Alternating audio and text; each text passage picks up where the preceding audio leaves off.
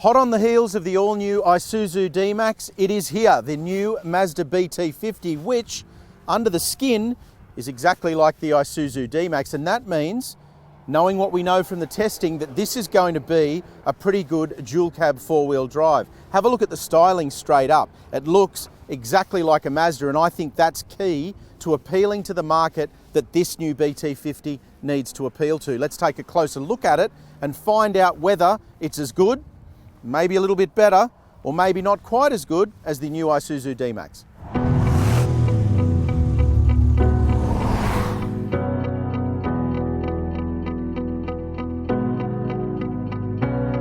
Pricing for the 2021 Mazda BT-50 starts from $44,090 plus on-road costs for the XT dual cab chassis 4x2 model. At the top end of the range is the BT-50 GT dual cab pickup, which is the style side tub, and that's four-wheel drive with an automatic from $59,990 plus on-road costs. I think the key for buyers is going to be the style, what it looks like, because underneath it we know from testing the D-Max that this is a really, really good platform. There's some things the BT has that the D-Max doesn't have, and vice versa. So I really think it's going to come down to whichever one you prefer the look of will be the one that you will buy. Now, let us know what you think in the comments section below on that note. The Mazda BT-50 is powered by a 3-litre 4-cylinder turbo diesel engine which produces 140 kilowatts and 450 newton metres. Auto only is available on the two-wheel drive range, but there is a manual transmission available across four-wheel drive models. The automatic is a 6-speed. It's hard to put your finger on exactly what, and it could be the dark brown leather trim on the seats, but this definitely feels like a pretty premium Mazda cabin. I don't think Mazda went as far as they could have gone in making this a Mazda cabin, if that makes sense. They probably could have added MZD or changed the way the infotainment screen works or the gauges work and the switchgear so that it looked exactly like a Mazda SUV.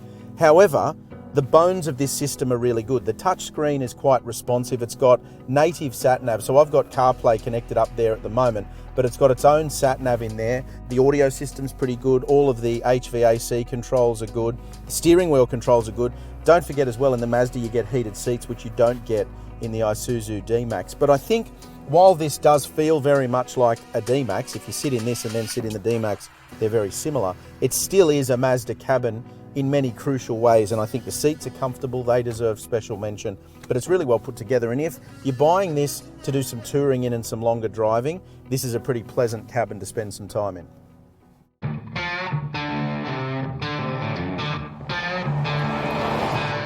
Unsurprisingly, the new BT-50 is really impressive once you get behind the wheel. First up, it's obviously very refined and quiet in the cabin. There's not a lot of diesel noise out of the engine.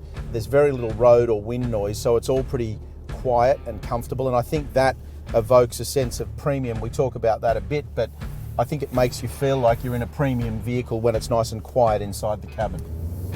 Engine and gearbox are really nicely matched, and in fact, I think this shows that 6 speeds, as you've got here, is every bit as competent as 10, and you probably don't actually need to go to multi-speed gearboxes because 6 seems to do the job really nicely, as it does as well with efficiency. It's quite efficient as well. Now that chime that just went off is one of the very few gripes about the BT-50. The warning chimes for things like speed and lane departure can be a little bit annoying and a little bit invasive.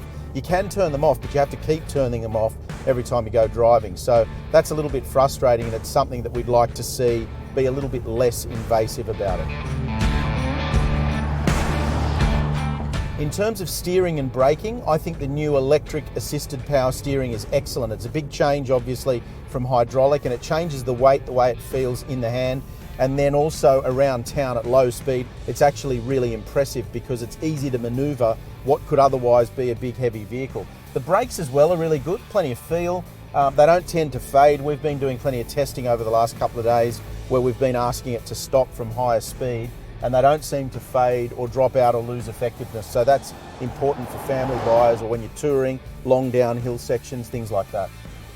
The other thing that's important with these dual cabs for me is the ride quality. Now obviously a lot of people are buying these and not putting a heap of weight in the tray, and unladen, this new BT-50 rides quite well. You can see now we're on quite a coarse chip section of road and it's not fluttering a lot, it's actually quite stable, it doesn't affect the steering, the ride is not that affected at the back end, so that's excellent as well. And it's something that's been really improved for this new generation of both the D-Max and the BT-50, but the ride is really well balanced, I guess, between what we'd expect it to do in a handling sense, but also what we'd expect it to do in a bump absorption sense as well, so that's also great.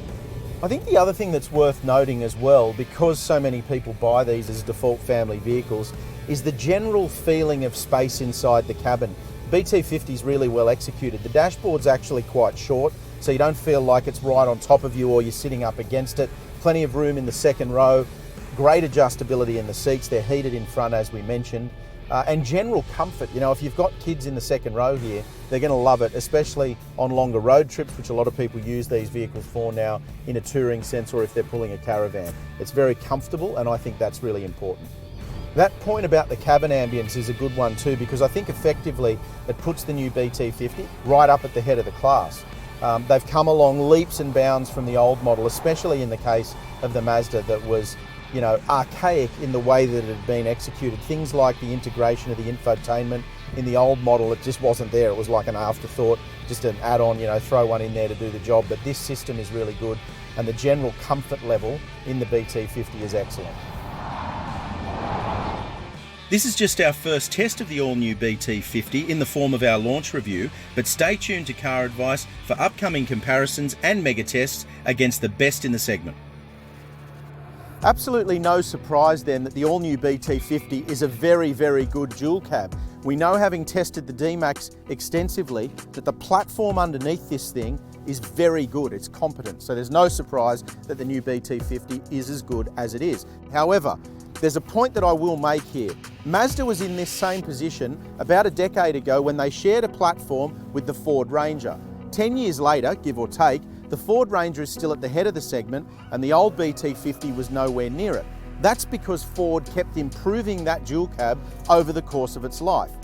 You can bet your bottom dollar that Isuzu are going to do exactly the same thing with the D-Max. The one we're driving now is not the same D-Max we'll be testing in 2026 or 27, and Mazda needs to do exactly the same thing with the BT-50. Let us know which one you would choose in the comments section below, and of course let us know why you would pick the BT-50 or the D-Max. And don't forget, click on subscribe, hit like if you enjoyed this video, and go to caradvice.com for all the reviews and details.